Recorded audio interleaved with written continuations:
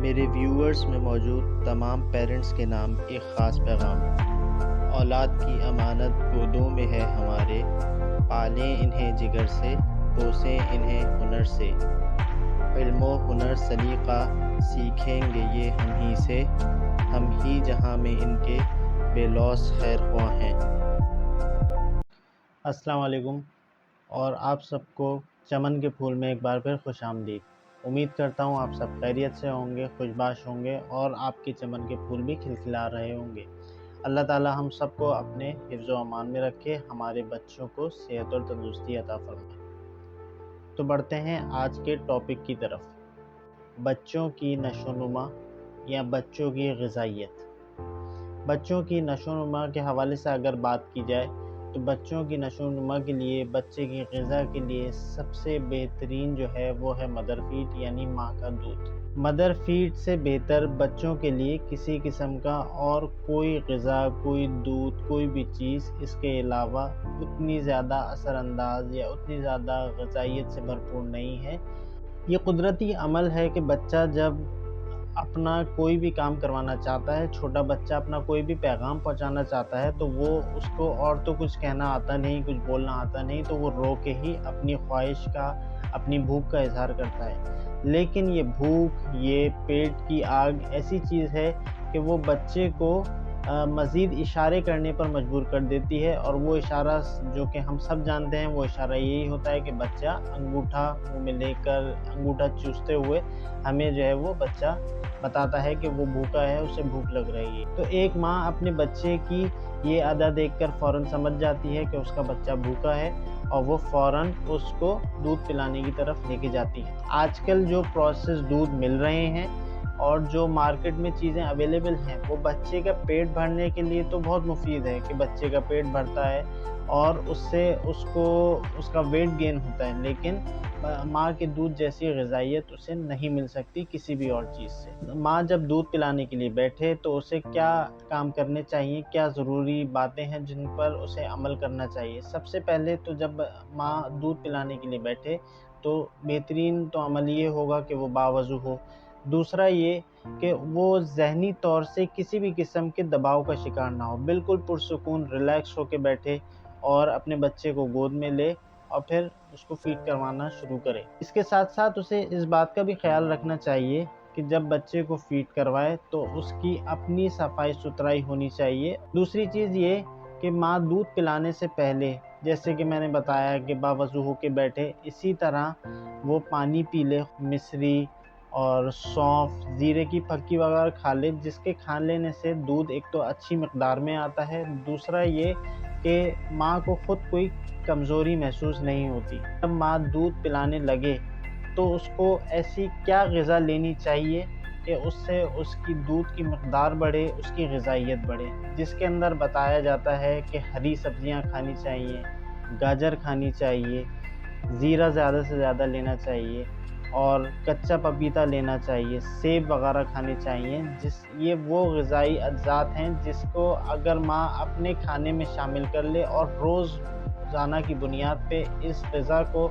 شامل کرے، کھائے، تو اس سے فائدہ یہ ہوتا ہے کہ دودھ کی مقدار اچھی ہوتی ہے، دودھ کی غذائیت بڑھتی ہے، جو کہ بچے کے لیے مفید ہے، اور بچہ پیٹ بھر کے بآسانی دودھ پی لیتا ہے اور کسی قسم کی پریشانی کا شکار نہیں ہوتا، اور ہمیں کسی قسم کی ادر فیڈ پہ نہیں جانا پڑتا۔ ورنہ آج کل جو مارکیٹ میں چیزیں میسر ہیں، ان کا غذائیت سے تو کوئی دور دور تک تعلق نہیں ہوتا، البتہ اس سے بچہ وزن گین کر رہا ہوتا ہے اور اس سے بظاہر یہ لگتا ہے کہ بچہ بہت زیادہ تندرست ہو گیا ہے، لیکن بچے کا جسم وہ کھوکھلا ہی ہوتا ہے اور اسے غذائیت نہیں مل رہی ہوتی۔ ماں کا دودھ اگر میسر نہ ہو، یا خدا نخواستہ اس دودھ کے اندر کوئی پریشانی ہو، یا ماں کو کسی قسم کی بیماری لاحق ہو جس کی وجہ سے ڈاکٹرز فیڈ کروانے سے منع کر دیں، تو ایسے معاملے میں بھی ہمیں ڈرنا یا پریشان ہونا نہیں چاہیے، اور فوراً کود کے process food, process serial, process جو آج کل ہمیں پاؤڈرڈ ملک مل رہے ہیں، ان کی طرف نہیں جانا چاہیے۔ اس کے حوالے سے بھی ہمیں دینی اعتبار سے یہ گائیڈنس دی گئی ہے کہ ہمیں سب سے پہلے بکری کا دودھ استعمال کرنا چاہیے، کہ ہمیں بچے کو ماں کے دودھ کے علاوہ اگر دیں تو وہ بکری کا دودھ دیں، جو کہ بہت مفید ہے اور غذائیت سے بھرپور ہے۔ اگر وہ میسر نہ ہو تو ہمیں گائے کے دودھ کی طرف جانا چاہیے، لیکن اگر وہ بھی میسر نہ ہو تو ہمارے پاس تیسرا آپشن بھینس کے دودھ کا آتا ہے، وہ کہ بھینس کا دودھ بھاری بھی ہوتا ہے اور بچوں کے لیے نقصان دہ ہو سکتا ہے، لیکن اس کے لیے یہ طریقہ بتایا گیا ہے کہ بھینس کے دودھ کو پانی ملا کے تقریباً آدھی مقدار میں پانی ملا کے اس کو ابال لیا جائے اور پھر بلائی ہٹا کے نیم گرم بچے کو وہ دودھ پلایا جائے تو انشاءاللہ بچہ دودھ پیے گا اور غذائیت سے بھرپور ہوگا۔ لیکن یہ آپشن، یہ پاؤڈرڈ ملک کا آپشن ہمارے پاس بالکل لاسٹ آپشن ہونا چاہیے اور فوراً اس کی طرف نہیں رجوع کرنا چاہیے۔ بچے کا دودھ اور ماں کی غذائیت یا ماں کی اپنی صحت، یہ دونوں چیزیں انٹر لنکڈ ہیں آپس میں، کہ ماں جو بچے کو دودھ پلا رہی ہوتی ہے اس کی اپنی صحت کا صحیح ہونا، اس کی اپنی طبیعت کا صحیح ہونا اور کسی بھی قسم کی بیماری سے پاک ہونا بہت ضروری ہے، ورنہ یہ قدرتی بات ہے کہ بچہ چونکہ دنیا میں آنے کے بعد فوراً اور کوئی غذا نہیں لیتا، اس کا انٹریکشن اور کسی چیز سے نہیں ہوتا، صرف ایک انوائرمنٹ ہوتی ہے اور دوسری چیز جو اس کے جسم میں جا رہی ہوتی ہے وہ ماں کا دودھ ہوتا ہے۔ تو ماں کے دودھ کے اندر اگر اس ماں کو کوئی پریشانی ہوگی، کسی قسم کی کوئی بیماری ہوگی تو وہی چیز اس بچے کے اندر فوراً ٹرانسفر ہو جائے گی، جیسے کہ اگر ماں کو بخار ہوگا، ماں کو ٹھنڈ لگی ہوگی، ماں کا گلا خراب ہوگا تو یہی ساری بیماریاں جو ہے وہ خدا نخواستہ بچے کے اندر ٹرانسفر ہو سکتی ہیں۔ مدرس کو اپنا بہت زیادہ خیال رکھنا چاہیے، اپنی طبیعت کا خیال رکھنا چاہیے اور اگر کسی قسم کی کوئی بیماری لاحق ہو تو فوراً ڈاکٹر سے رجوع کرنا چاہیے تاکہ ہم اپنے بچے کی صحت کو بچا سکیں۔ شریعت نے دودھ پلانے کا ایک عرصہ، ایک ٹائم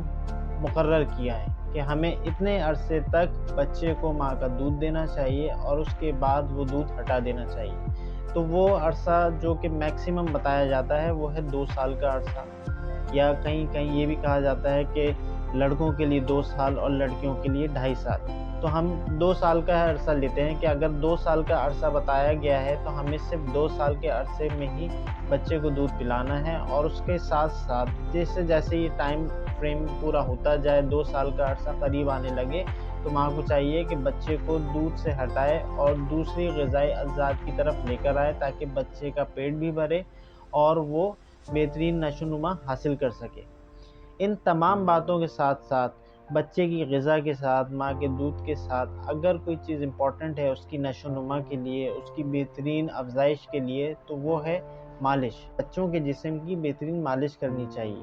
اور ڈرنا نہیں چاہیے کہ بچے کا جسم نازک ہے یا اس کی ہڈیاں کمزور ہیں تو وہ کسی قسم کا کوئی درد نہ ہو یا خدا نخواستہ ہاتھ یا پاؤں ٹوٹ جائے گا، تو ایسا نہیں ہوتا۔ ہمیں بہترین مالش کرنی چاہیے اور ڈاکٹرز کا بھی کہنا یہی ہے کہ اگر ہم چاہتے ہیں کہ ہمارے بچہ جو ہے وہ اچھی اس کی نشو و نما ہو، اس کی ہیلتھ اچھی ہو، اس کی ہائٹ وغیرہ اچھی ہو تو بچوں کی مالش کرنی چاہیے، اس کی ٹانگوں کی مالش کرنی چاہیے، کیونکہ بچوں کی جو ہڈیاں ہوتی ہیں ان کا جسم نازک ہوتا ہے، نرم ہوتا ہے اور وہ ہڈیاں کچی ہوتی ہیں، تو اگر ہم ان کو کسی طرح سے بنانا چاہتے ہیں کہ بچے کے پیر بالکل سیدھے ہوں، انگلیاں سیدھی ہوں، اس کی ناک کھڑی ہو یا اس کا سر وغیرہ وہ گول ہو، مالش کا خاص خیال رکھا کریں، بچے کی روز مالش کریں اور مالش کے ساتھ ساتھ اس کی غذائی اجزاء کا لازمی خیال رکھیں۔ مالش کرنے سے جو سب سے بڑا ہمیں فائدہ حاصل ہوتا ہے وہ یہ ہوتا ہے، ایک تو بچے کی ہڈیوں کی پراپر گروتھ ہوتی ہے، نمبر 2 بچے کی جو بلڈ سرکولیشن ہوتی ہے وہ پراپر ہوتی ہے، جس کی وجہ سے بچہ ایک تو تندرست ہوتا ہے، اس کو بہترین نیند آتی ہے، جب اٹھتا ہے تو اس کی فریشنس جو ہے برقرار رہتی ہے، اور جب یہ ساری چیزیں ہوتی ہیں تو بچے کو بھوک بھی اچھی لگتی ہے۔ جب بچے کو بھوک اچھی لگے گی تو وہ غذا اچھی لے گا، دودھ پراپر پیے گا، اور جب دودھ پیے گا تو انشاءاللہ اس کی افزائش اچھی ہوگی، اس کی نشو و نما اچھی ہوگی۔ تو امید کرتا ہوں کہ آپ کو آج کی ویڈیو پسند آئی ہوگی۔ کوئی چیز اگر رہ گئی ہو، کوئی پوائنٹ ایسا ہو جو رہ گیا ہو تو آپ لوگ کمنٹ سیکشن میں اپنی رائے کا ضرور اظہار کیجیے گا اور میرے چینل کو سبسکرائب کیجیے گا۔ کوئی بات اچھی لگے تو اس کو صدقہ جاریہ سمجھ کے ضرور شیئر اور لائک کیجیے گا۔ انشاءاللہ نیکسٹ ویڈیو تک کے لیے اجازت دیجیے اور اپنا اور اپنے گھر والوں کا اور اپنے بچوں کا خاص خیال رکھیے گا۔ السلام علیکم۔